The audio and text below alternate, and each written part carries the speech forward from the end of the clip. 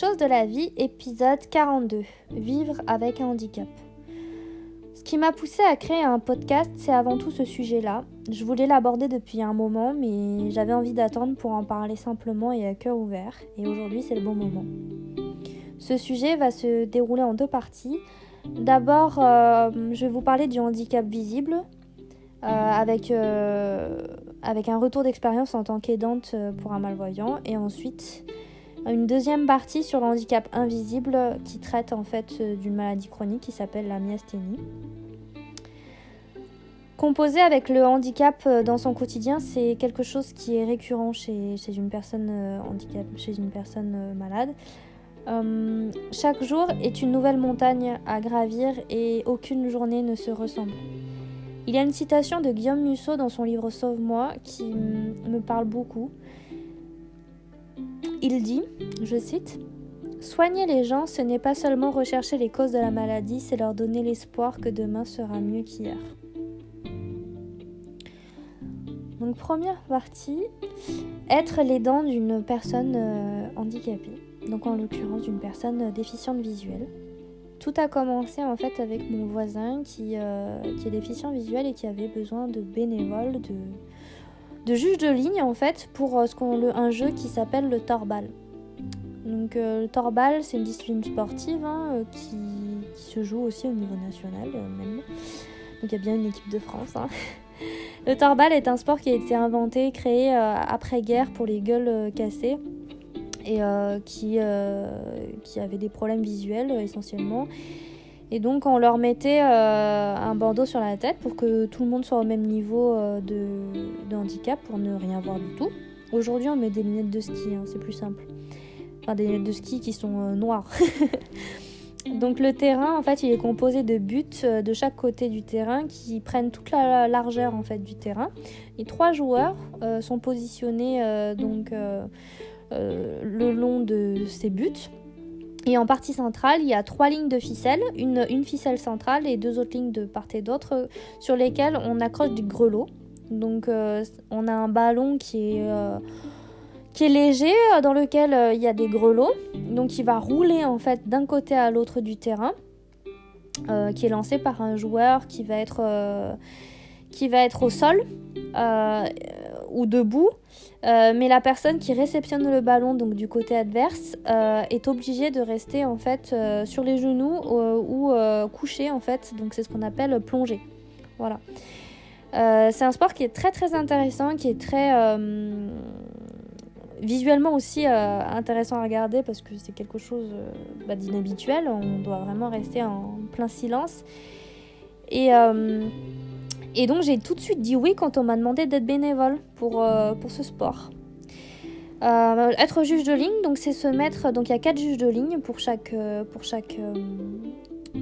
partie de match. Et donc on doit lever la main à chaque fois que le ballon soit passe les buts, soit sort des lignes du terrain. Et dans ce cas-là, on doit aller courir le chercher et le ramener, le donner au joueur le plus proche de soi pour qu'il puisse continuer à jouer. C'est finalement le fait d'être bénévole puis ensuite au quotidien avec une personne malvoyante, c'est se rendre compte du monde en fait qui nous entoure et de voir qu'on a de la chance justement de pouvoir mémoriser et imprimer visuellement des souvenirs.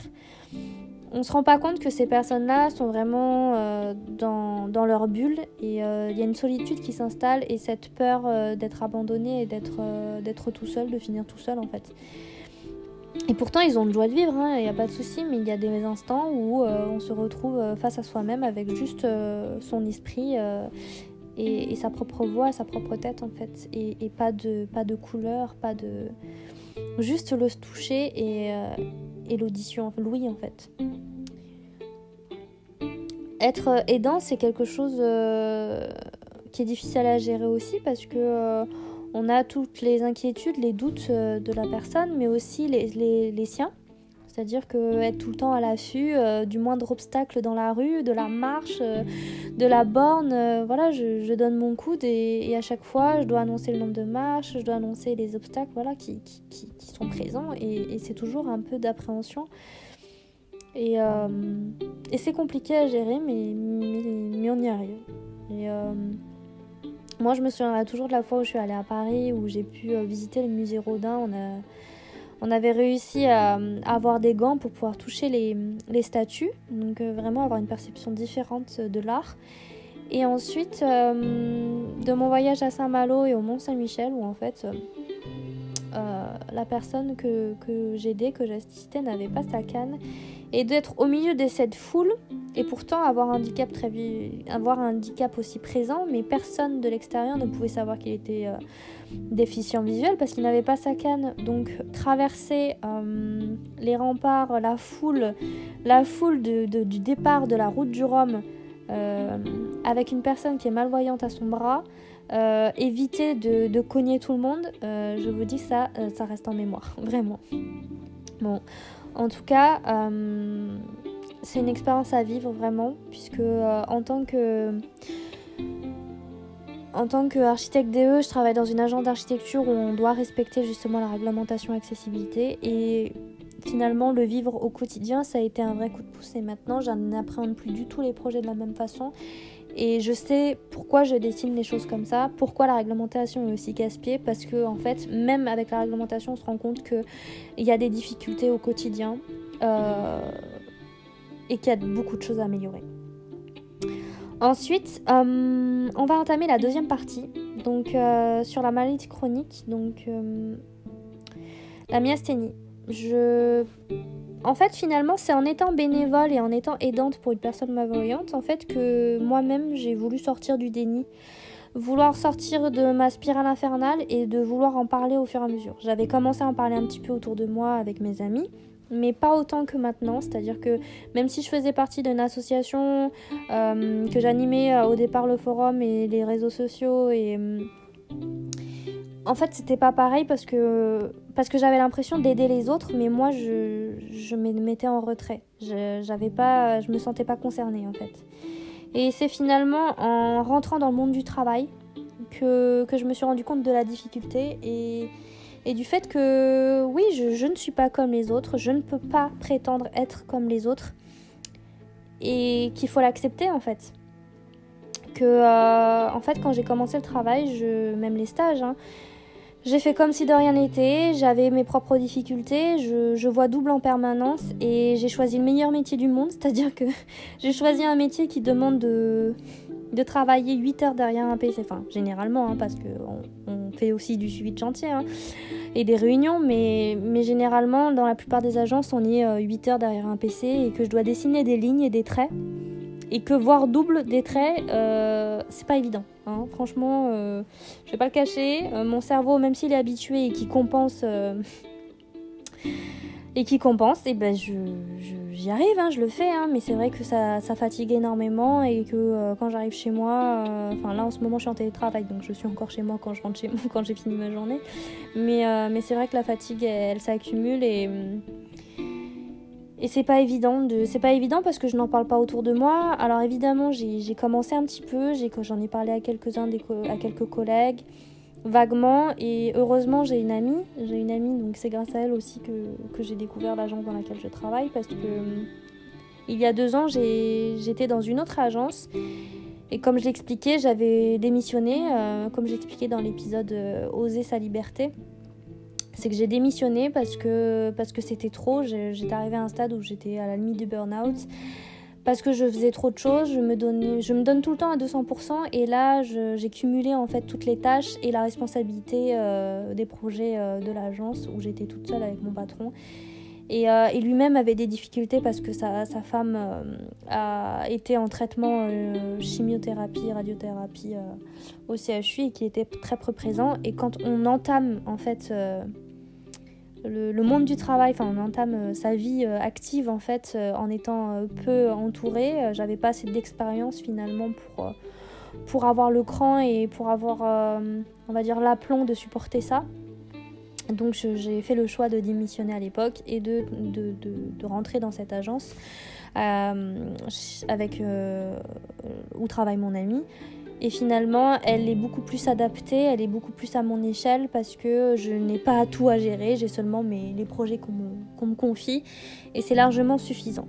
Et encore, j'ai encore tendance à vouloir en faire plus qu'il ne le faut, mais parce que je me sens impliquée, je me sens investie et que j'ai envie de le faire aussi. Bon. Mais c'est vrai que le jour où je me sentirai prête, vraiment prête, je ferai ma demande de RQTH. Donc c'est la reconnaissance en qualité de travailleur handicapé, qui permet d'avoir quelques aménagements pour soulager ces difficultés. Donc j'avais déjà commencé à en parler avec mes patrons sur le fait que j'ai besoin d'un deuxième écran et ils me l'ont donné. Bon, j'avais aussi demandé une lampe de bureau que je n'ai toujours pas, mais c'est pas grave. Et le fait de désactiver un néon qui se trouve au-dessus de ma tête, parce que comme je vois double et que la luminosité est trop importante, me fatigue encore plus. Bon, il se trouve que je suis en télétravail, donc c'est pas un problème pour l'instant, mais le jour où je réintégrerai les bureaux, c'est vrai que je travaille sous une verrière, donc je vous dis pas comment on est inondé de lumière et que c'est très compliqué à gérer. J'ai acheté des lunettes de soleil, en fait, tout simplement, parce que ça me permet de travailler plus efficacement et plus facilement. En fait, il faut comprendre que je me dis que je suis le héros de ma propre vie et que malgré les difficultés, eh bien, je me surpasse pour y arriver, en fait. Tous les jours, c'est... Alors parfois, des fois, j'ai pu craquer. Pendant le mois de novembre, en fait, j'avais 2 chantiers... dont un qui était à 1h30 de Clermont, d'ici, enfin de mon lieu de résidence, de travail. Et généralement, je faisais les trajets, donc le matin, je partais vers midi, en fait, pour pouvoir arriver sur place à 13h30, avoir 10 minutes pour manger, et j'entamais tout de suite après à 14h le chantier, donc j'avais pas beaucoup de temps pour me reposer après avoir fait de la route. Et le matin, des fois, j'étais sur la digestion, donc j'évitais de manger avant, sinon j'étais sur le moment de la digestion, pardon. Mais j'avais tendance à somnoler, donc des fois j'étais obligée de m'arrêter sur l'autoroute pendant 10 minutes, le temps que ça passe, 10 ou 20 minutes. Et par contre, le soir, je rentrais généralement très tard, soit entre 19h et 21h, ça dépendait de l'heure à laquelle je finissais mes réunions de chantier. Et par contre là, c'était très difficile parce que j'avais tendance à m'endormir, et donc des fois j'ai été obligée de m'arrêter. Vraiment, je suis restée 20 minutes, 30 minutes au volant. Des fois je pleurais. Heureusement, j'avais au téléphone, j'avais un ami qui était au téléphone avec moi et qui me soutenait moralement, vocalement. Parce que j'étais vraiment en crise et que je pleurais. Littéralement, j'étais sur le bord de l'autoroute et je n'en pouvais plus. Je disais, mais comment je vais faire à long terme si je ne peux pas suivre des chantiers, si je ne peux pas assurer en fait le trajet. Et je me suis dit, il faut vraiment que je m'arrête, parce que vous vous rendez pas compte, mais visuellement, en fait, comme je vois double, je vois en double aussi les lumières. Donc la lumière des camions, les phares, et quand il y avait du mauvais temps, il y avait le brouillard, il y avait la pluie, la neige, je ne voyais pas les traits au sol, en fait. Vous savez, il y a des bandes au sol. Je ne vois pas celle du milieu, je ne vois pas celle sur les côtés, je ne vois pas les barrières d'autoroute. C'est quelque chose qui est très très compliqué à gérer, et surtout de nuit. Donc des fois même, je devais aller sur ce chantier-là. Vers la fin de ce chantier, j'ai dû y aller 2 fois par semaine. Et donc là, ça a été le summum. J'ai vraiment failli craquer, j'ai failli tout arrêter. Et j'ai tenu bon parce que c'est aussi ma passion. Et que au lieu d'en parler, j'ai préféré rester dans ma souffrance, en fait. Parce que je voulais pas dire que c'est quelque chose qui est difficile à gérer, et pourtant je maîtrise, hein, j'ai fait énormément d'heures sup, et pourtant ça ne m'empêche pas de travailler bien, mais disons que je mets en danger ma propre vie et peut-être aussi celle des autres quand je conduis, effectivement. Mais ça, j'admets que c'est quelque chose que je dois améliorer. Bon. J'en profite pour parler de l'association AMI, donc l'association des myasthéniques isolés et solidaires, dont je fais partie, dont je suis membre du conseil. Et pour toutes les personnes qui m'écoutent et qui ont cette maladie et qui ont besoin d'en parler, donc on a un forum sur myasthénie.com et sur myasthénie.fr pour tout ce qui est liste des médicaments contre-indiqués, passeport, BD. Voilà, et puis si vous voulez en parler, on a aussi une page Facebook et un groupe Facebook. Et dernièrement, grâce à Hugo Lalisse, donc qui a fait ses études avec moi à l'école d'archi de Clermont, qui a créé le studio de l'éphémère. Grâce à lui, et j'aimerais le remercier pour son aide pour la réalisation des clips vidéo en partenariat avec le CHU de Grenoble et Viatrice. 4 premières vidéos qui traitent donc de la myasthénie, le diagnostic, les traitements, comment vivre avec. Et donc cette aventure elle va continuer avec des nouveaux clips, avec d'autres sujets. Voilà, donc je tenais à le remercier. Et ensuite, j'aimerais terminer ce podcast sur une citation. Donc, ce qu'il faut pour parvenir maintenant, c'est de chercher à avoir une vie la plus heureuse possible, pas la plus normale, mais la plus heureuse possible avec la maladie. Vous n'êtes pas des surhumains, vous êtes juste vous-même et c'est déjà énorme.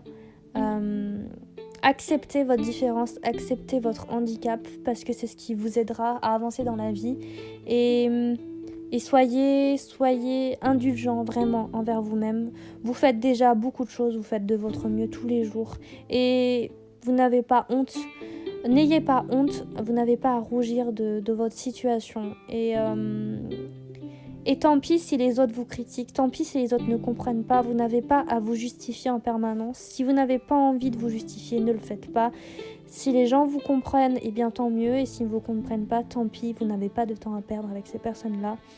Vous devez vous entourer de personnes bienveillantes qui sont là pour vous. Et soyez heureux, soyez vous-même.